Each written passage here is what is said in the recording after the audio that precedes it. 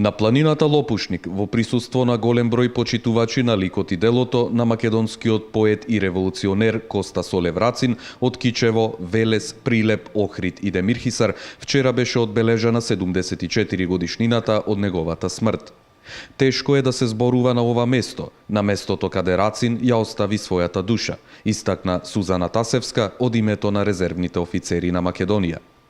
Рацин е голем. Може би е голем и по тоа што сам со собственото перо ја предвидел својата судбина.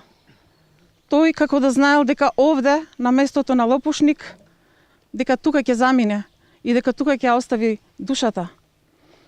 Па тој ќе запише: и ако не умрам дома, туку струи кај што пиштат, Блазе речи и на душата, има зошто душа да е. За ликот и делото на Рацин пред присутните говореше Добре Никоски, професор по македонски јазик, кој се осврна на значењето на овој голем македонски патриот и револуционер за македонската самобитност. Кочо Рацин, кој беше задоволен со идеите на ВМРО за самостојна и независна Македонија и судбински поврзан со својот народ, тој се вклучи како војник во големата и тешка народно-ослободителна борба. Тој со пушка и перо ја бранеше собствената и родна му татковина Македонија.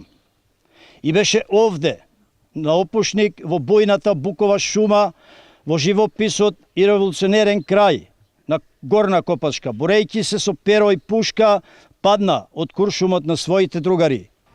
На местото на загинувањето на Рацин, голем број на делегации положија свежо цвеќе, а истовремено се заблагодарија за се она што Рацин и го даде на Македонија како поет и револуционер и основоположник на современата македонска литература.